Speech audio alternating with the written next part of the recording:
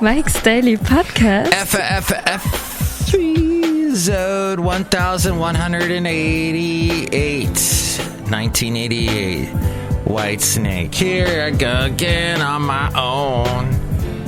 And I was moving up to UCSB from Ventura to live there for 2 years. Because I'd spent the first 2 years commuting to Santa Barbara from Ventura. I was nuts. Mike's Daily Podcast. That's the name of the show.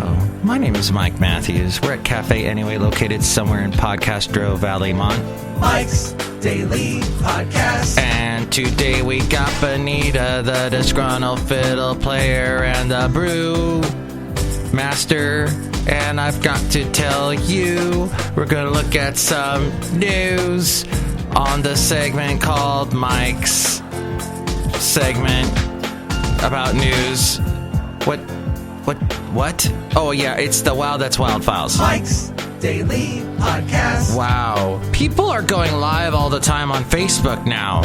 It's like you just missed Mike's Daily Podcast. You just missed your best friend on live on Facebook. And you go, what? I wonder what they were talking about. And you click on it and it shows you like a little quick snapshot of what they were doing.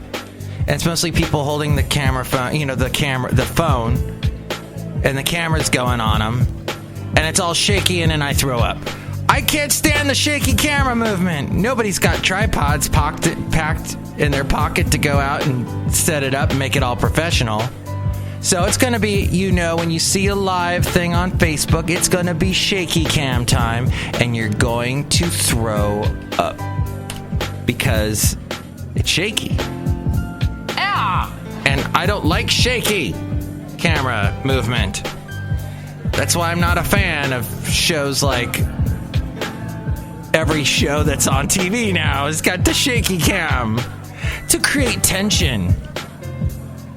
It was funny because if you go back to, what was it? Husbands and Wives was the first Woody Allen movie where he used a handheld camera, and it gave kind of a shaky atmosphere to the whole situation of the different relationships and all the affairs going on in the relationships in a Woody Allen movie.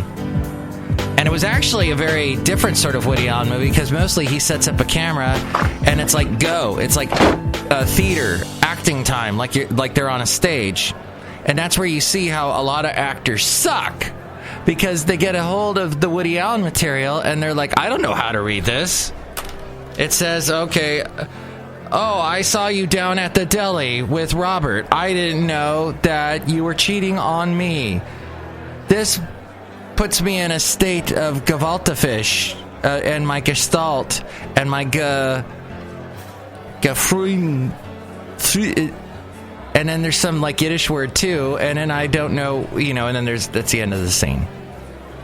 And he talks, a lot about his metaphysical metadata, and he's talking about how he's questioning everything because life is such a short, and it's short. It is short, and we have to make the most of it. And say hi to people like the ones that just walked in. Hi, Mac. It's Benita, the rodeo queen. How you doing? It's Disgruntled Fiddle Player. Tell you what. Oh, someone else just walked in. Hi, Mike. I'm at the roof behind the Brewmaster. Oh, boy. What? Well, I'll tell you that I'm a huge fan of Trump putting down Hillary every chance he can because I like it when old white guys put down women. It's so much fun for me. And I hate the fiddle. Fiddles, you're disgruntled about that and things. How are you even married to the beautiful Benita with such an attitude? Mike, he's just saying that to be all machismo and whatnot. He's not that way in the house. Really? Yeah. Yeah. Well, okay. I'm questioning my machismo. Yeah, you should question it. Yeah, I'm questioning it. We're gonna go outside and question it. My husband's weird. And there they went. They went outside to question life, the universe, and everything. A friend of mine's turning 42. And I thought to myself, I remember when I turned 42, the answer to life, the universe and everything, the ultimate question. Now, I had a very therapeutic discussion, actually, with my friend who's turning 42 and her mom on Saturday. It was so much fun. And we discussed, because I hadn't talked to them in a long time, and last time they knew me, I was still married. And we were discussing that whole thing, and it was good, very cathartic. You need to talk to people. You need to watch a Woody Allen movie. Yes, I know he's an odd fellow, and there's many questions surrounding him regarding the way he's treated women, etc. But just look at the movie. Or look at a movie similar where the dialogue is being written and there's snappy words instead of just things blowing up.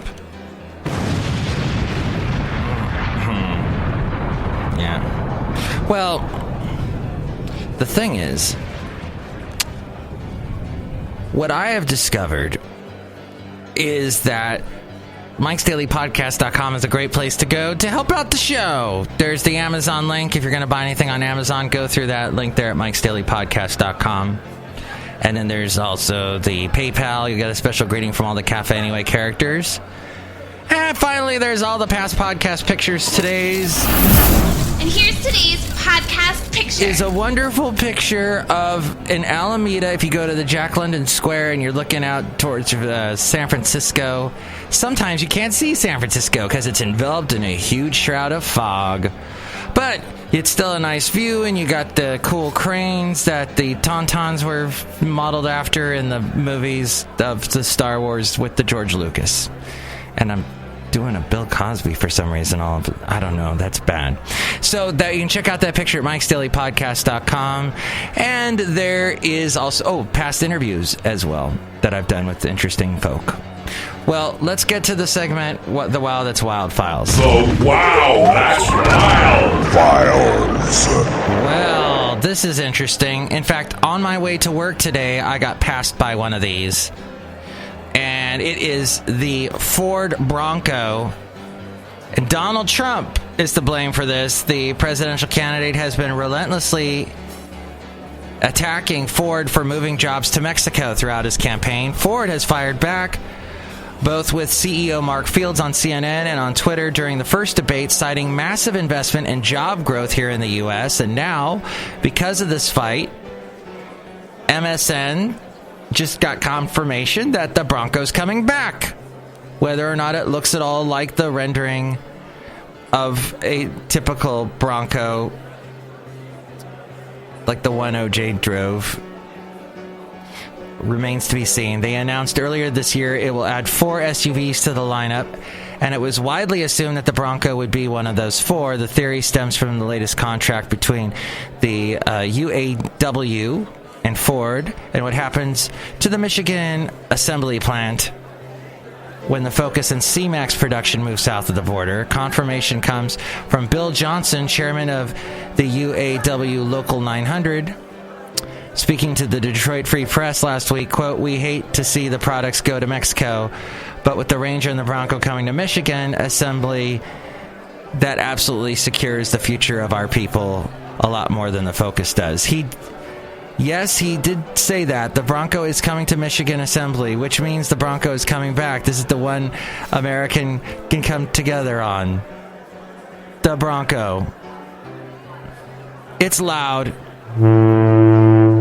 Not as loud as that freaking, as we go outside a cafe anyway, where we bring a Mike's Daily Podcast somewhere in Podcastro Valley. That enormous Castro Valley sanitation truck that parked in front of my house and sat there doing nothing, just idling, just being an idle, American Idol, for over a half an hour, shaking my windows in the process. Thank you, Castro Valley Sanitation, for your thoughtless drivers that maybe someday are going to fix my sewer. Who knows? But that's... yeah, enough of my complaining today. So much to be happy for on a Tuesday. Is there really so much to be happy for on a Tuesday? We'll find something. There's a silver lining somewhere. Oh, yeah, here it is. Next show, it's going to be Madame Rootabega, Valentino, and Bison Bentley, and it's going to rock. Mike's Daily Podcast is written and produced and performed by Mike Matthews. His podcast is super easy to find. Download or listen to his show and read his blog at MIKEs-DAILY-PODCAST.com. Email Mike now at MIKEs-DAILY-PODCAST@gmail.com. See you tomorrow. Bye!